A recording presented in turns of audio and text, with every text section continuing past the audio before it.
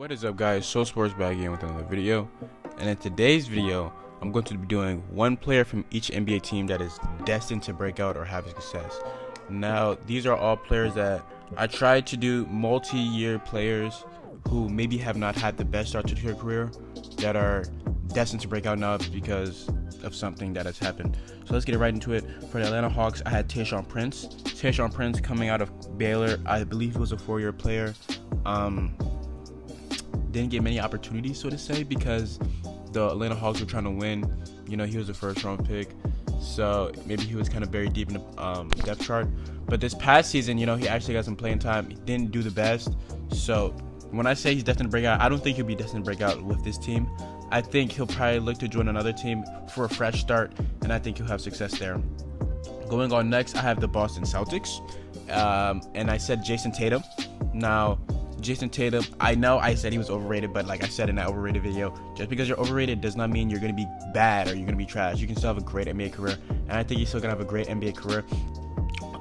With the first 2 seasons of his career, we saw kind of what he can do in the playoffs in 2018 when he played well, took LeBron to 7 games. Now that Kyrie will more than likely be leaving the Celtics, he will more than likely be the number 1 option now. He'll have the keys to the car, as you would say, and I think he'll be great. And I think the flashes that we saw in the playoffs will be seen this next season, excuse me. So yeah, for the Brooklyn Nets, I have Karis LeVert. I think Karis LeVert is destined to break out. He broke out earlier this year until he had that bad leg injury, and he kind of was never the same. But now he has a full offseason to, you know, work out and get back to that shape that he was in the beginning of the season, and I think he will do that, and I think he'll be great for them moving forward. Going on next, Charlotte Hornets, I said Malik Monk. Now this is kind of predicting that Kemba Walker will leave. Malik Monk was drafted, I think, with the 10th overall pick in the 2017 NBA draft. Yes, he was teammates with De'Aaron Fox on what team did they play on? Kentucky. Yeah, they were teammates on Kentucky. They went against UNC. They lost that game to a Luke Mays buzzer beater. Well, not buzzer beater, but a Luke Mays shot with like 5 seconds left. Going into it, I thought he'd be a great player. He hasn't really shown that what we saw from Kentucky just yet. But now with Kemba Walker potentially leaving, he'll have more opportunities, and I think he'll capitalize on our opportunities and be great. For the Chicago Bulls, I said Denzel Valentine. Denzel Valentine came out of Michigan, and I want to say 2016 or 2000. Nah, was it 2016? Yeah, 2016, 2017. He was a player of the year in Michigan. He's kind of old, so you know you kind of expect those 4-year guys, those old veteran guys, I guess you can say, come in and, you know, be polished immediately. He really wasn't that, but maybe that was due to not having so many opportunities. Now I think his opportunities will grow, and he'll be able to capitalize on our opportunities, and I think, you know, he'll be good for them. With the Cleveland Cavaliers, I said Ante Zizic. He was part of the Kyrie Irving trade. He had shown some flashes this year with, you know, some increased playing time, and I think those flashes will only continue. He will get more playing time, potentially with Tristan Thompson hopefully getting traded, and with Kevin Love maybe getting traded himself. So yeah, I could definitely see him getting more playing time, and I definitely see him capitalizing on it. I do see him as potentially a double guy. My problem with him is he is slow. He has slow feet, and he can't really shoot. That can be a burden on him, but I think it'll be good for the Cleveland Cavaliers. With the Mavericks, I said Jalen Brunson. Now, I tried to steer away from rookies or young guys, but Jalen Brunson is 22, so I think this is appropriate for him. He was a 4-year player coming out of Nova, and he had a good rookie year last year, and I think he would just continue to expand on that, just continue to be better. As looking at their point guards on that roster, they don't really have one. So Jalen Brunson can probably be that for them. When I say they don't have one, I mean they don't have one that can take away from Jalen Brunson, that'll take away his minutes. And yeah, with the Denver Nuggets, I said Jamal Murray. Jamal Murray has continued to grow every single year in his NBA career. We saw what he did this season. He was great, averaged around 18 to 19 points, and in the playoffs he was great also. So, you know, it'll just keep growing. He'll just keep growing, and this season will have his breakout season. Now he probably already had his breakout season this year, but I'm talking breakout season. I'm talking potential all-star this year. You know, the Nuggets were the 2nd seed. They were 1 game away from being in the Western Conference Finals. I mean, the only way you can go from down is up. unless, you know, some potential injury happens. But, you know, the Nuggets will be good for years to come. They have a great team. With the Pistons, I said Luke Kennard, drafted highly. I think he was like the number 10th pick in, I want to say 2016 or 2016, right? Yeah. Hasn't really been able to do anything yet, but because the limits of the team, I think the personnel problem, he hasn't really found his role, and I think he should be able to find that this year and hopefully succeed. With the Warriors, I just said Kevon Looney. I don't know if Kevon Looney will succeed with the Warriors or with another team.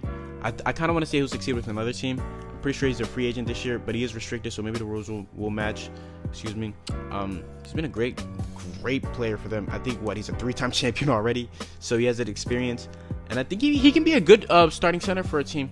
You know, he's a low managed guy. He's a low usage guy that can give you a lot.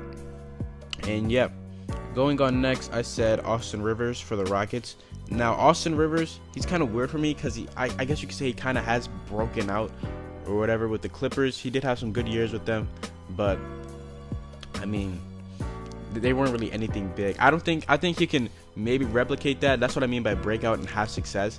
He can possibly replicate that, because before, I think he was on the Wizards. He didn't really have a role, but now with the Rockets, he kind of found a role with the Rockets, and people have started to recognize, and hopefully that means more playing time for him. You know, hopefully a team, you know, will look to give him another shot, and I think he will succeed off getting another shot. With the Pacers, they didn't really have anybody. I just wanted to say TJ Leaf. I think he was a 2nd-round pick out of UCLA. I don't know. The team is kind of old now, so I guess he could get some minutes. He doesn't really get any minutes at all. So hopefully if he has a good offseason, he can get more minutes and succeed off those minutes. Moving on with the Clippers, I said SGA, Shai Gilgeous-Alexander. Couldn't really find anybody else with them either. So he was great in his rookie season. He'll just continue to be that. I think he'll have a De'Aaron Fox type jump. You know, that's how great I think he is. He's a great playmaker, good facilitator, and he's lengthy, he's tall. I think he's like 6'4", 6'5", so he should be good on defense. And he'd be great, especially if they sign someone to hopefully take the load off of him, so to say, maybe someone like Jimmy Butler. So maybe teams won't have to capitalize just on him. He'll be great though. Moving on with the Lakers, I said Lonzo Ball. Now, Lonzo Ball has been a 10, 6, and 6 guy since he's entered the league from UCLA, the 2nd overall pick. His problem was he'd always have great starts. I think he was always a great defender, always a great playmaker, but he'd always be injured. You know, he was always injured, and that really hampered him because he never had an offseason, because he was always rehabbing, never had an offseason to maybe work on his body, work on his shot. But now he's still, is he still injured? I think I don't think he's injured anymore. But now with the family thing that happened with Allen, his name is Allen, finessing the family, so to say. I think he took $1.5 million away from the family. He basically stole it. Lonzo won't be wearing BBB shoes anymore, and I think that was the cause of his lower body injuries. The shoes weren't manufactured well. Now I'm pretty sure he's a Nike guy now. You know, he's changed his profile picture on Instagram to himself wearing Nike when he was a child, and I think those injury problems will, you know, slowly go away. He'll succeed off of that, and I'm rooting for him a lot. I'm rooting for him. He'll be great. He will be great. Moving on with the Grizzlies, I said Delon Wright. Delon Wright ended the year on like a crazy stretch. I think he had, in his last 4 games, he had 3 triple doubles, something crazy like that. Hopefully he can just continue off of that. And yeah, moving on with the Heat, I said Bam Adebayo. Now Bam Adebayo hopefully will succeed now with Hassan Whiteside's era in Miami hopefully being put to the side. He'll just get more minutes, more playing time. He's an athletic freak. You know, he should be a great rebounder, great defender for them, and he'll be good for them. With the Bucks, they don't really have any young guys, so I just said Dante DiVincenzo. He started off playing for them in the year, and then he went to the G League. Hopefully the G League helped him. You know, if he can have a good offseason, maybe be a decent, you know, role player for them. Maybe what Pat Connaughton is for them now, just more athletic, so to say. Maybe what Sterling Brown is for them now. So hopefully it can kind of be like that. With the Timberwolves, I said, hot take, Andrew Wiggins. I think he's destined to break out. He already had that breakout season, but he has not been able to replicate it. So I guess he's destined to have success because I think his career depends on it. If he doesn't have a good season this year, I think he's off of the Timberwolves. You know, I feel like this is his last chance, his last hurrah, and hopefully he can capitalize off this last chance and be great because he definitely needs to. Now with the Pelicans, I said Shaq Diallo. I said Sheck Diallo because I believe Anthony Davis will be traded. I don't know to what team, but he will be traded. Just means more opportunity for him, and I think he'll capitalize off those opportunities. He showed a lot of flashes these past couple of seasons, and I think those flashes will all be put together, and he'll develop something nice here in New Orleans. Now with the Knicks, I said Mitchell Robinson. Again, I tried to steer clear, but that was the only player that I could really think of. Again, I don't know if he'll be on the Knicks come this October, but whatever team he's on, he will capitalize off his opportunities. Starting off his career, he was good, but he was always in foul trouble, and that was always a problem. He fixed those towards the end of the season, and with the offseason to progress again, I think he'll actually be able to fix that fully, and he'll be a great center. I think he'll be a good defensive center, low usage type of guy, and it'll be great. OKC, I'm gonna butcher his name again. Jermaine Grant had a great year this year with increased minutes, and I think his role will only increase. With increased minutes, increased role means increased production. So yeah, with the Magic, I said Markelle Fultz. Now this might not work out. So if it doesn't work out, I just say Jonathan Isaac. He showed some flashes, great 3-and-D player in the playoffs. He was good. But back to Markelle Fultz. Going into his NBA career, he just lost his ability to shoot, which was very strange. We have never seen a case like this ever in NBA. But they found it, I guess. They said he was diagnosed with TOS, which is a problem in your shoulder. You're not able to lift it as much. And there's 2 ways to fix it, I'm pretty sure. There's a rehab way, and then there's a surgery, like you cut off part of like your top of your rib, something like that. Now, I don't know, because I kind of researched this. It's a lot of baseball players have it in their pitching arm, and some of them fix it, but it doesn't look good. I mean, the guys that have fixed it, I don't know their names, but there's a few, like several baseball players who have had this and had to retire because of it. But the people that had to retire because of it, I'm gonna say this, they were already like past their primes, old guys. And there was one guy, I forget what team he was on, but there was one guy who had surgery and came back better than ever. So hopefully Markelle Fultz can come back better than ever and succeed. But I think he will. Now he's with the Magic. He doesn't have that added pressure that he had when he was with the Sixers. So yeah, he should be great. Moving on to the Sixers, actually, I'm just gonna say Zaire Smith. He had a weird start to his career. He got a lower body injury, and then I think he had a sickness made him lose like 30 pounds or something, super unhealthy. That I don't understand like how that happened. But now he's coming back. He played some games to end the year. I don't know if he really played in the playoffs, but the Sixers are in desperate need of bench help. Their bench was non-existent in the playoffs, so hopefully he can be that good bench piece for them to hopefully takes the load off of a guy like JJ Redick, who's already getting old. He's 34, 35 now, so yeah, hopefully he can be good for the Suns. I said Mikal Bridges. He was great this season, a great 3-and-D player. I think the role will just get bigger and he'll continue to be great. Yeah. Blazers, I said Zach Collins. He's been in the year 3 seasons now. Hasn't really done much because of his role. Hopefully his role can kind of expand. I mean, it needs to.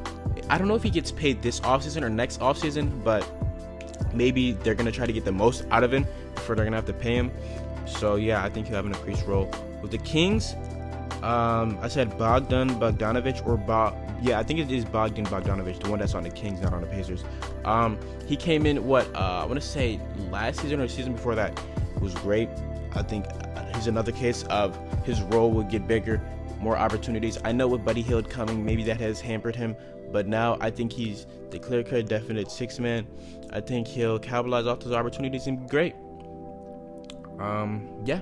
Moving on with the Spurs, I said DeJounte Murray, coming off an ACL tear last offseason, put a damper to him. I think a lot of people kind of forgot about him with the success that the Spurs have had with their guards, guys like Brent Forbes and Derek White, but I think he's still starting point guard. I think he will still be starting point guard. He'll be an all-around great guy.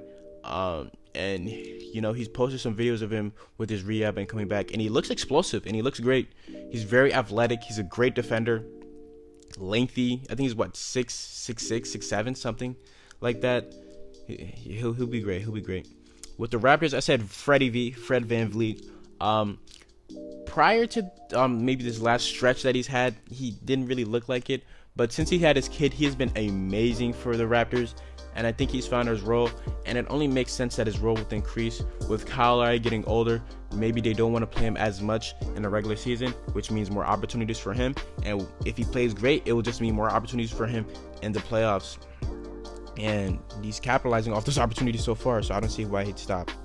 With the Utah Jazz, I said Dante Exum. I think Dante Exum has to succeed. He was drafted in 2014, 2015, and injuries have just derailed his career a lot. But when he does play, he's pretty good, and hopefully he can put in one good, healthy season and finally show us what he was, finally show us his potential, and just be great. Because I mean, he has to. And last but not least, with the Wizards, I said Bobby Portis. Bobby Portis. He was with the Bulls. That didn't really work out. He had a problem with Nikola Mirotic. They traded him. They traded him with Nikola Mirotic first, but they got into a fight. I think he was suspended. But he came in with the Wizards. He was pretty good. He averaged around, 14 and 7, which is great numbers for him. I think they should look to resign him, definitely resign him. And that role will just increase. Him and Thomas Bryant will share the ball. I don't know who would start, but the Wizards have a good little front court going on in Washington. And yeah, I'm rooting for him. I'm rooting for them. I'm rooting for all of these guys, all these guys. When you're young, it's not fair to have this criticism that you have on you so quick. People are so quick. It takes a long time to build this character, to build this what you are, and then it could be gone so quick. You see guys like Markelle Fultz and Andrew Wiggins. People are always digging into them because they're first overall picks. You're supposed to be great, but sometimes it doesn't pan out. So yeah, I'm hoping these guys can definitely be great for their teams. But yeah, that's it for this video. I hope you guys did enjoy. Please like and sub and share with your friends and give feedback. Tell me what you think I did wrong. Tell me what you think I did right. I would highly appreciate it. But yeah, it's So Sports, and I'm out. Peace.